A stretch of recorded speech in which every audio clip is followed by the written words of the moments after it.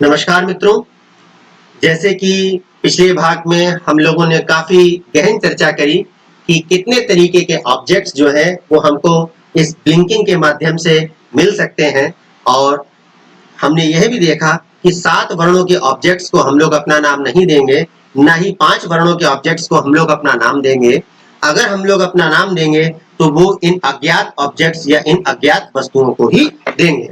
तो अब सबसे पहले हम लोग इमेज 1 पर आकर के इस ब्लिंकिंग को रोकते हैं, और जैसे कि हम जानते हैं कि ये 5 वर्ण का जो ऑब्जेक्ट है हमारे सामने मौजूद है, यह ऑब्जेक्ट हमारे दूसरे, तीसरे, चौथे इमेज के फ्रेम में नहीं है, तो इसको हम लोग नेग्लेक्ट करेंगे, इसके ऊपर हम लोग अपना ध्यान केंद्रित नहीं करेंगे।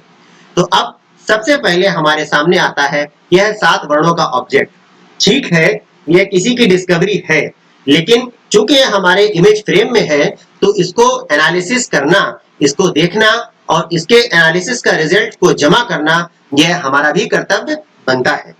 तो हम सबसे पहले इमेज 1 में जाकर के ये जो हमारी कर्सर है, ये जो बीच का जो एरिया जो कि वर्क एरिया कहलाता है, इस पे अपनी कर्सर को रखेंगे, और कर्सर को रखने के उपरांत अपने माउस से क्लिक करेंगे।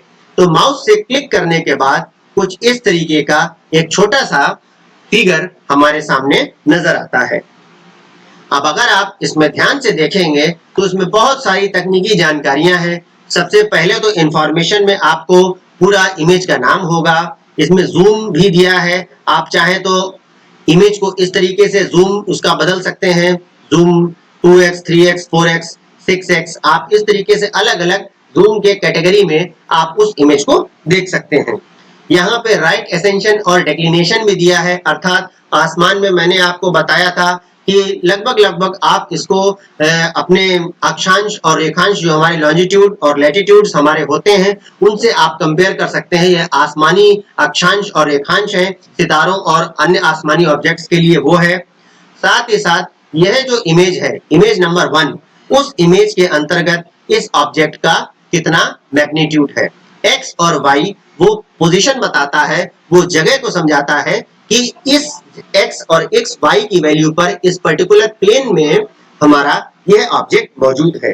साथ ही साथ SNR या सिग्नल नॉइज रेशियो भी यहाँ पर हमको दिखाई देता है। जब हमारा टेलीस्कोप किसी ऑब्जेक्ट को देख रहा है तो एक सिग्नल जो है, लाइट का सिग्नल या किसी तरीके से सिग्नल्स का आदान प्रदान हो रहा है, और साथ ही साथ अलग अलग कारणों के चलते एक नॉइज का फैक्टर होता है जो कि वैज्ञानिक शब्दावली है, वह भी हम लोगों को नजर आता है। तो सिग्नल बटे नॉइज का एक रेशियो होता है, जिस रेशियो को हम लोग देखते हैं उसको यहाँ पर शॉर्टकट में SNR के नाम से लिखा गया है। बाकी जो हैं वे सभी इस पॉइंट स्प्रेड फंक्शन के हमारे क्राइटेरिया हैं, जिनके बारे में हम लोग आगे चलकर कभी वृहद चर्चा अवश्य करेंगे। तो अभी मोटे मोटे तौर पर आपको 3 चीजें देखनी है। सबसे पहले यह R की वैल्यू, इसका वेरिएशन आपको नोट करना है, क्योंकि 3 कैरेक्टरिस्टिक्स जो हमको देखनी है, जो 3 मूलभूत चीजें हमको किसी भी ऑब्जेक्ट के बारे में देखनी है, वो है उसके मैग्नीट्यूड की वैल्यू, जो कि ज्यादा बदलनी नहीं चाहिए, लगभग कांस्टेंट होनी चाहिए। साथ ही साथ दूसरे नंबर पे हमको यह देखना है कि उसकी लाइन स्ट्रेट होनी चाहिए और उसकी स्पीड कांस्टेंट होना चाहिए। तो यहाँ पर हम लोग मैग्नीट्यूड्स को ऑब्जर्व करेंगे उसके 20.6 R के नाते। इधर हमने देख लिया कि उसका मैग्नीट्यूड 20.6 है, कहीं पर उसको नोट कर लेंगे। दूसरे नंबर पर हम देखेंगे कि मेरा सिग्नल नॉइज रेशियो है, कि सिग्नल मैंने भेजा, नॉइज जो कि टर्बुलेंसेस से थी, उसको अगर हम रेशियो निकालेंगे सिग्नल अपॉन नॉइज, तो वो 8.6 जो है वो रेशियो हमारे सामने निकल करके आता है। तो ये है जो सिग्नल नॉइज रेशियो है, इस एस्ट्रोमेट्रिका में तकनीकी तौर पर 5 से ज्यादा होना चाहिए। इसकी जो वैल्यू है वो 5 से ज्यादा होनी चाहिए, 5 से ग्रेटर देन 5। यहाँ पर हम देख सकते हैं कि जो SNR है वो 8.6 है, तो यानी ये एक एक्सेप्टेबल वैल्यू है। इन 2 चीजों के अलावा हमको एक तीसरा कैरेक्टरिस्टिक और भी देखनी है, जो कि हमारे ये ऊपर के 2 कर्व्स हैं, ये हमारे पॉइंट स्प्रेड फंक्शन के कर्व्स हैं। और मैंने आपको बताया कि पॉइंट स्प्रेड फंक्शन के बारे में हम लोग फिर कभी ज्यादा डिटेल में बात कर लेंगे। तो आप ये समझ लीजिए कि ये एक्सटेंडेड इमेज जो हमारी होती है उसके सापेक्ष आने वाले कुछ हमारे चीजें होती हैं जो कि हमारे भौतिकी में आती हैं, तो ये उसी के फॉलआउट्स हैं, ये उसी का एक रिप्रेजेंटेशन है। तो आपको देखना क्या है कि जो सफेद सफेद बिंदु हैं, ये सफेद बिंदु, ये जो लाल पट्टिका, ये जो रेड बैंड आपका जा रहा है, रेड लाइन आपकी जा रही है, इन दोनों ग्राफ्स में आपके ये व्हाइट डॉट्स जो हैं वो इसी रेड लाइन के साथ होने चाहिए। तो ये आपको बहुत ध्यान से इन चीजों को ऑब्जर्व करना है। अगर चारों फ्रेम्स में ऑब्जर्व करने के बाद आर की वैल्यू ज्यादा नहीं बदल रही है, यानी उसका एक नियम है कि आर की वैल्यू का अगर वेरिएशन है तो उसमें परिवर्तन एक से ज्यादा का उसका मान नहीं होना चाहिए, उसका वैल्यू 1 से ज्यादा नहीं होनी चाहिए वेरिएबल की। दूसरे नंबर पर एसएनआर की वैल्यू 5 से ज्यादा होनी चाहिए। और तीसरे नंबर पे जो ग्राफ है, जो सफेद बिंदु हैं, वे इस लाल लाइन से बिल्कुल लगे हुए होने चाहिए, तब वह ऑब्जेक्ट हमारा ऑब्जेक्ट डेजिग्नेशन के काबिल हो जाता है। एक सर्टिफाइड हम लोग उसको कह सकते हैं, क्लेम कर सकते हैं, वी कैन क्लेम इट कि मेरी खोज है, या फिर अगर पहले से किसी का है तो ये एक एस्टेरॉइड है। तो अभी चूंकि इमेज 1 है, तो आप कहीं पे डायरी में या अपनी कॉपी में या कंप्यूटर पे वर्ड फाइल में आप नोट कर सकते हैं कि एसएनआर ओके है, ग्राफ ओके है, आर की वैल्यू 20.6 है। अभी मैं इसको रिजेक्ट करता हूं और आगे की सेकंड इमेज में बढ़ता हूं। सेकंड इमेज में अगर आप देखें, मैं क्रॉस वायर पे क्लिक करता हूं, यहाँ पे देखें कि ग्राफ बेहतरीन ग्राफ्स हैं। एसएनआर की वैल्यू 6.7 है, 6.7, जो कि 5 से ज्यादा है। आर की वैल्यू 20.4 है, 20.4। तो पिछली बार 20.6 थी, अब की बार 20.4 है। अगर आप दोनों का डिफरेंस निकालें, दोनों को सब्ट्रैक्ट करें, माइनस करें, तो आंसर आता है 0.2, जो कि 1 से छोटा है। तो अभी इतना ज्यादा वेरिएशन नहीं है, तो ये भी एक एक्सेप्टेबल पैरामीटर है।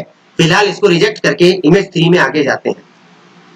इमेज 3 में आगे जाने पर कुछ धुंधला सा हमको नजर आता है, थोड़ा सा इमेज धुंधलाती है।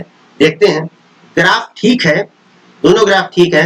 आर की वैल्यू 20.2 है, पहले थी 20.6, फिर हुई 20.4, अब हुई 20.2।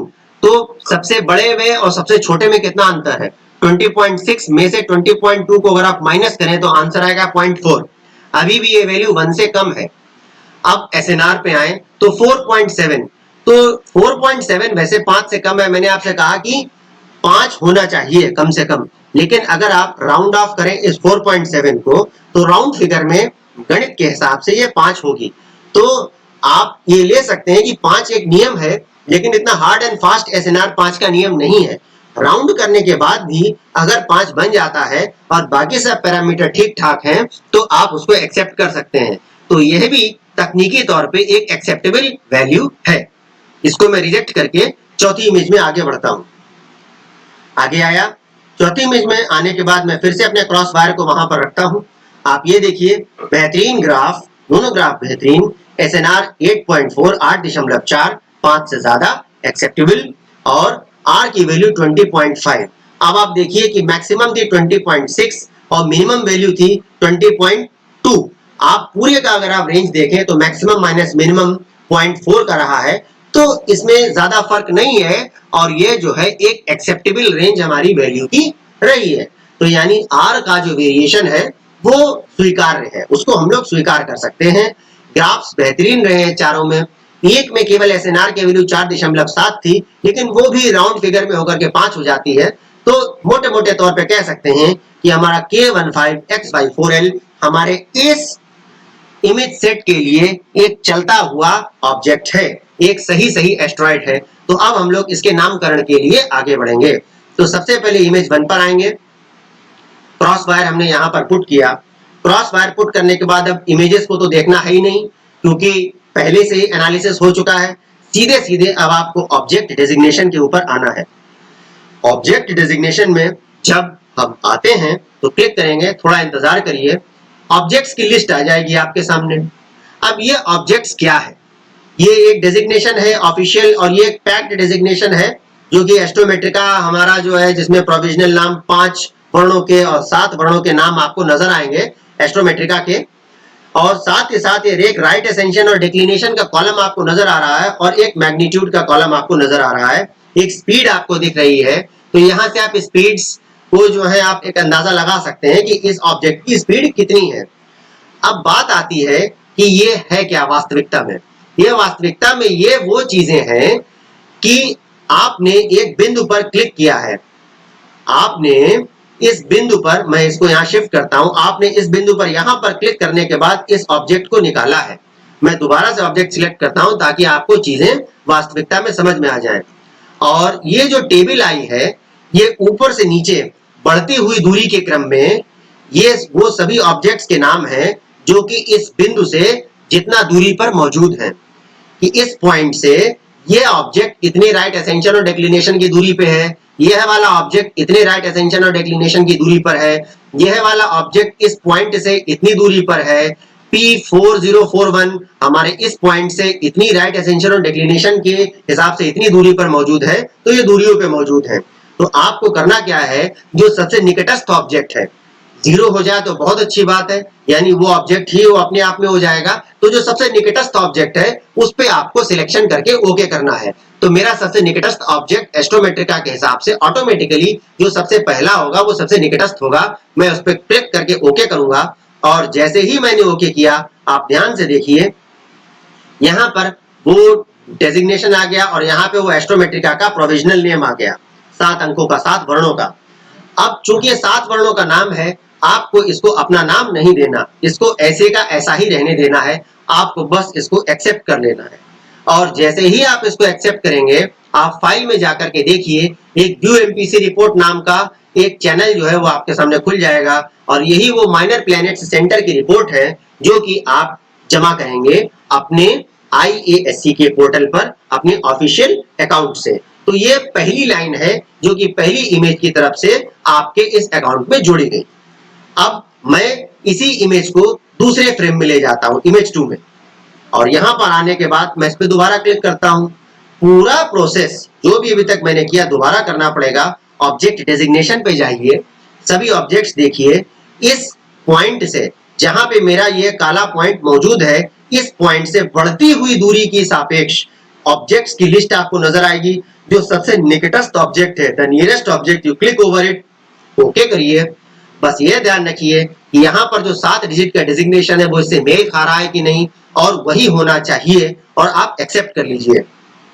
फिर आप देखेंगे अगर आप एमपीसी में जाएंगे तो दूसरी बार होते ही तुरंत 2 लाइनें हो जाएंगी। इसी तरीके से इमेज 3 और इमेज 4 जब आप करेंगे तो वहां MPC report minor planets centre की रिपोर्ट में लाइनें बढ़ती चली जाएंगी। आप देखिए इमेज 3 में गया, ये वही इमेज 3 है जहां पे एसएनआर 4.7 था जो कि राउंड फिगर में 5 हो जाता है। अब मैं इस पे ऑब्जेक्ट डेजिग्नेशन में जाता हूं।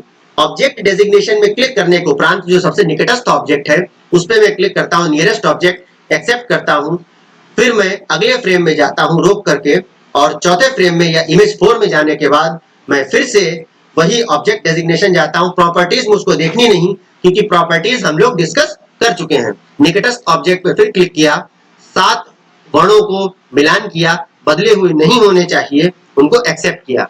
अब आप देखिए एमपीसी रिपोर्ट, जिन 4 मैंने इमेजेस का यहाँ पर विवरण लिया था वो पूरा का पूरा विवरण उस ऑब्जेक्ट के नाम के साथ में आ गया। आप चाहे तो मिलान कर लें, मैं इसको छोटा करता हूं। ये देखिए ऑब्जेक्ट के नाम है K15XY4L, और ये देखिए K15XY4L, यहाँ पे वही ऑब्जेक्ट मौजूद है। लेकिन क्या यहाँ पे यही एक ऑब्जेक्ट है? जी नहीं, एक और ऑब्जेक्ट भी था जो कि अन्य भी जो यहाँ पर चल रहा था। देखिए ब्लिंक करके मैं दिखाता हूँ, ये देखिए 1 2 3 चौथे में गायब हो जाता है। ये वो ऑब्जेक्ट है जो कि चल रहा है, मैंने ब्लिंकिंग रोक दी, तो अब इसका भी नामकरण मुझको करना होगा। और ये है वो अज्ञात ऑब्जेक्ट है जो कि मेरी डिस्कवरी होगी अगर ये सभी पैरामीटर्स पे बिल्कुल खरा उतरता है। और वैसे ही मुझको इसके पैरामीटर चेक करने हैं जैसे मैंने इस 7 कैरेक्टर ऑब्जेक्ट या 7 वर्णों के ऑब्जेक्ट को मैंने उसके पैरामीटर्स को चेक किया। तो सबसे पहले मैं इस पे क्रॉस वायर ले जा करके अपना वायर पुट करता हूं और मैं देखता हूं। सबसे पहली नजर चूंकि ज्योमेट्री है तो इस ग्राफ पे जाएगी आपकी बेहतरीन ग्राफ। एसएनआर पे तुरंत इसके नीचे 5 से ज्यादा है। आर की वैल्यू आप नोट कर लीजिए 20.8, अपनी कहीं पर अपनी डायरी में 20.8 या अपने मन में 20.8 को आप बना लीजिए, रिजेक्ट कर दीजिए, आगे जाइए। और आगे जाने पर फिर से क्रॉस वायर इस पर लेकर के आइए। ग्राफ अभी भी बेहतरीन है। एसएनआर की वैल्यू 7.8 है, 7.8 है, जो अभी भी 5 से ज्यादा है, और आर की वैल्यू घट गई है। 20.8 से 20.4 है, लेकिन अगर आप माइनस करेंगे तो अभी भी वेरिएशन 0.4 का है, जो कि 1 से कम है, तो ये एक्सेप्टेबल है। फिलहाल मैं रिजेक्ट करके आगे बढ़ता हूं, तब तक रिजेक्ट करके आगे बढ़ता रहूंगा जब तक सारी प्रॉपर्टीज कंपेयर नहीं हो जाती। क्रॉस वायर पर क्लिक करूं तो थोड़ा सा देखें तो ग्राफ में हल्का सा फैलाव नजर आता है, लेकिन उतना भी नहीं, अभी भी एक पैटर्न को फॉलो कर रहा है। एसएनआर की वैल्यू 6.4 है, 5 से ज्यादा है तो एक्सेप्टेबल है। आर की वैल्यू देखिए 20.4 है। अब आप नोट करिए कि पिछले वाले में जो प्रथम इमेज थी उसमें 20.8 था, दूसरे में 20.4 था, तीसरे में भी 20.4 है। तो अगर आप सबसे बड़ी वैल्यू में से सबसे छोटी वैल्यू को घटाएंगे, सब्ट्रैक्ट करेंगे, माइनस करेंगे, तो आंसर आएगा 0.4, जो कि 1 से कम है। तो अब इमेज 4 की बात आती है, लेकिन इमेज 4 में हम नहीं देख सकते क्योंकि इमेज 4 में वो इस प्लेट के पीछे चला गया। अगर आप इस पे क्लिक करने की कोशिश करेंगे तो एक एरर आएगा, फ्लोटिंग पॉइंट डिवीजन बाय 0। तो अब हम लोग इसके नामकरण के लिए आगे बढ़ते हैं क्योंकि प्रॉपर्टीज एनालाइज हो गई हैं। तो उसको बाहर लेके आए, इमेज 1 में एक स्टेप आगे, यही वो ऑब्जेक्ट है, क्रॉस वायर रखा, प्रॉपर्टीज देखनी नहीं है। अब आप ऑब्जेक्ट डेजिग्नेशन में आइए। ये वो ऑब्जेक्ट है जिसको आप अपना नाम देने जा रहे हैं। अब ये देखिए ये क्या है। पिछली बार जो ऑब्जेक्ट था, एक सेकेंड मैं इसको दोबारा एडजस्ट कर दूं आप सभी लोगों के लिए, ताकि आप सभी को बहुत अच्छे से नजर आ जाए। यहाँ पे ये ऑब्जेक्ट है, जहां पे ये गोल घूम रहा है, यही वो ऑब्जेक्ट है। तो पिछली बार जो ऑब्जेक्ट था उसमें लगभग यहाँ पे शून्य की वैल्यूज थी, क्योंकि आप देखिए ये जो स्क्वायर था ये एक रिकॉर्डेड ऑब्जेक्ट है, ये काला जो बिंदु है वो इस ऑब्जेक्ट से लगभग ना के बराबर दूरी पर थी। अब ये देखिए ऑब्जेक्ट का नाम है K15x/4L, यानी यही स्क्वायर। अब यह स्क्वायर इससे देखिए कितना दूरी पे है, काफी दूरी पे है, और वह दूरी यहाँ पे राइट एसेंशन और डिक्लिनेशन के टर्म्स में उनके हिसाब से उनके सापेक्ष यहाँ पर दी गई है। तो यह दूरी इस ऑब्जेक्ट को वो वाला ऑब्जेक्ट ना माने। यह क्या है? यह है यहाँ पे इस बिंदु से इस ऑब्जेक्ट की राइट एसेंशन और डिक्लिनेशन के टर्म्स में दूरी। That is what you are getting, यही आपको यहाँ पर दिया गया है। तो सबसे कम दूरी वाला ऑब्जेक्ट सबसे ऊपर है, आपको मेहनत कम करनी है, आप उसको ओके कर लीजिए। और यहाँ पर अब आपको क्या करना है, इसको सिलेक्ट करिए। ये एक अज्ञात ऑब्जेक्ट था तो इसको अपना नाम दे दीजिए। और नाम कैसे दिया जाएगा? नाम आपको भी 7 वर्णों में ही देना है। शुरुआती 3 वर्ण अंग्रेजी वर्णमाला के होने चाहिए, जो कि आप डिसाइड कर लें। बाद के 4 वर्ण जो है वो अंकों में होंगे। जैसे मैंने अपनी टीम के लिए डिसाइड कर रखा है IND0001, ये मेरा कोड है और ये मेरा पहला ऑब्जेक्ट है जिसको मैं डिस्कवर कर रहा हूं, तो इसलिए 0001 संख्या है ऑब्जेक्ट की, IND मेरा कोड है, इसको मैं स्वीकारता हूं, एक्सेप्ट करता हूं। ध्यान रखिएगा IND0001 अगली इमेज में भी लिखना है। अगर आप MPC रिपोर्ट में देखेंगे तो यहाँ पे IND0001 आपको नजर आने लगेगा। एक बात और मैं आपको बताना चाहूंगा कि अगर गलती से MPC में एंट्री करते समय इस इमेज पे इधर उधर करते समय आपसे कुछ गलत टाइप हो जाता है तो आप वहां पर परिवर्तन नहीं कर सकते, आपकी पूरी कवायद बेकार हो जाएगी। Your entire effort will going to win, you will have to start from the beginning, so that is why be very careful in making the entry of the code. Code को एंटर करते समय आपको बहुत ध्यान रखना होगा। एक step और आगे बढ़ते हैं। अब देखिए यहाँ पे मैं क्लिक करता हूँ, फिर से ऑब्जेक्ट डेजिग्नेशन में जाता हूँ। अरे मैं इसको शिफ्ट करना भूल गया, इसको कैंसिल करके मैं आपसे दोबारा माफी मांगते हुए इसको शिफ्ट करके, ताकि आपको एक अंदाजा बना रहे कि वास्तविकता में चल क्या रहा है। तो यह देखने के लिए देखिए ये मेरा ऑब्जेक्ट है जो कि चल रहा है, जिसपे मेरी कर्सर है। ये वो ऑब्जेक्ट है जो कि सबसे निकटस्थ है। अब आप कहेंगे कि दूरी तो उतनी ही बनी हुई है, तो बात यह है कि पहले ये वाला ऑब्जेक्ट अगर पीछे था तो ये निकटस्थ ऑब्जेक्ट भी इसके पीछे था, तो इसलिए इसकी दूरी लगभग उतनी ही रहेगी। और यहाँ पर सिलेक्ट करने के बाद हम फिर से इसका नाम बदल देंगे और वही नाम रखेंगे, क्योंकि ऑब्जेक्ट हमारा वही है, एक्सेप्ट कर देंगे। तीसरी इमेज में जाकर के हमको यही प्रोसेस रिपीट करना है और ऑब्जेक्ट डेजिग्नेशन में अब हम जाएंगे। और ऑब्जेक्ट डेजिग्नेशन में जाने के उपरांत हम जो है इसको सिलेक्ट करके नियरेस्ट को IND0001 यहाँ पर करके एक्सेप्ट कर देंगे। चौथी इमेज में यह ऑब्जेक्ट इमेज प्लेट के पीछे चला जाता है। हम चाहते हुए भी उसके मैग्नीट्यूड को, उसकी प्रॉपर्टीज को नहीं देख सकते। तो अब हम फाइल में जाकर के एक बार MPC रिपोर्ट की झलक देख लें। तो ये 3 लाइनें हमारी MPC रिपोर्ट की यहाँ पर मौजूद हैं और ये वो ऑब्जेक्ट है जो कि अज्ञात था। हमने क्लेम किया कि ये मेरा ऑब्जेक्ट है, क्योंकि मैंने प्रॉपर्टीज में मेजर करने के बाद इसको खरा पाया, प्रॉपर्टीज पे खरा उतरता पाया। और ये वो ऑब्जेक्ट है जो कि 7 अंकों का, 7 वर्णों का पहले से मौजूद था, पहले से नॉन ऑब्जेक्ट ओवरले के बाद मिला था। ये हमने इसको अपनी एमपीसी रिपोर्ट में हिस्सा दिया।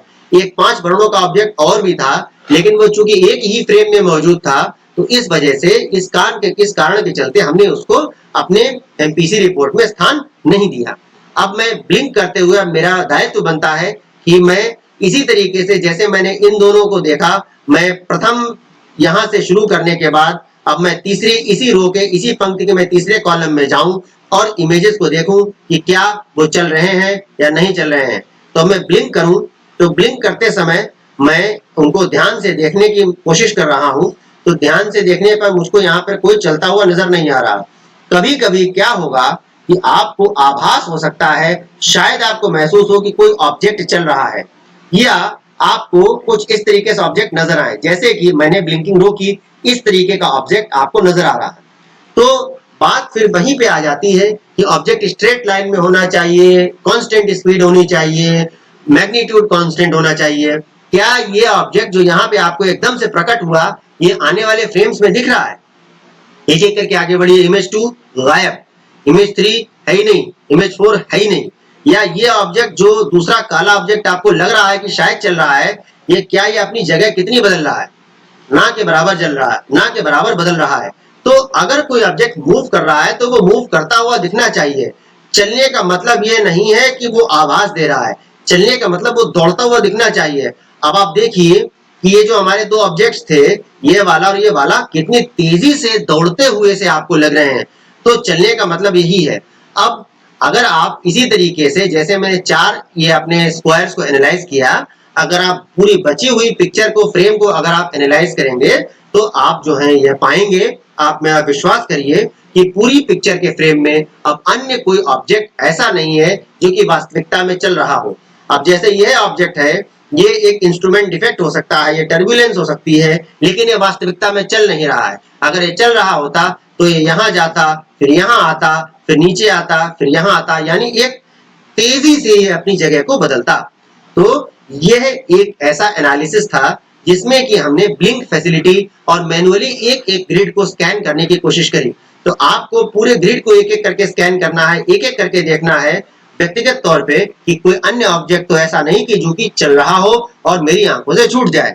तो यहाँ पर इस ग्रिड में 3 ऑब्जेक्ट जो चल रहे थे वो हमारे किस्मत से ऊपर वाले ही प्रथम पंक्ति में मौजूद थे, जिसमें एक 7 वर्ण का था जो कि पहले से आइडेंटिफाइड था, एक 5 वर्ण का था जो कि चूंकि एक ही फ्रेम में नजर आ रहा था इसलिए हमने उसको नहीं ध्यान दिया, एक अज्ञात था जो कि 3 फ्रेम्स में नजर आ रहा था। तो 7 वर्ण वाले और उस अज्ञात की जब हमने प्रॉपर्टीज को देखा तो उनको हमने मानकों पे खरा पाया और उनको हमने ऑब्जेक्ट के तौर पे एडजस्ट किया, एक्सेप्ट किया। जो 7 वर्णों का पहले से ज्ञात ऑब्जेक्ट था उसका हम लोगों ने नाम नहीं बदला, जो अज्ञात ऑब्जेक्ट था उसको हम लोगों ने अपनी टीम का नाम बाकायदा प्रदान किया, एक 7 वर्ण के कोड के साथ में, जिसमें फर्स्ट 3 अल्फाबेट थे IND, जो कि मेरी टीम का कोड है। आपका कोड अलग हो सकता है, और बाद में एक अंक था जो कि डिस्कवरी नंबर था। तो चूंकि ये मेरे लिए पहला ऑब्जेक्ट था तो इसलिए मैंने यूज किया IND 0001। अब मैं यह चाहूंगा कि आप जो है इस एमपीसी रिपोर्ट को बहुत ध्यान से देखें, और अगले वीडियो के चरण में हम लोग इस एमपीसी रिपोर्ट को अपने उस पोर्टल पे सबमिट करने की चर्चा करेंगे, सबमिट करने की बात करेंगे, जहां से हमने इस एमपीसी रिपोर्ट की फाइल को डाउनलोड किया था। एमपीसी रिपोर्ट को नहीं डाउनलोड किया था, वो इमेजेस को डाउनलोड किया था, जिनकी वजह से, जिनको एनालाइज करने के बाद ये एमपीसी रिपोर्ट हमारे सामने आई। तो अगले चरण में हम लोग यहां से इस एमपीसी रिपोर्ट को किस तरीके से हम लोग IASC के अपने पेज पर, IASC की वेबसाइट पे बने हुए अपनी टीम के पेज से जा करके इसको जमा करेंगे, इसको सबमिट करेंगे, उसको देखेंगे वीडियो के अगले चरण में। धन्यवाद।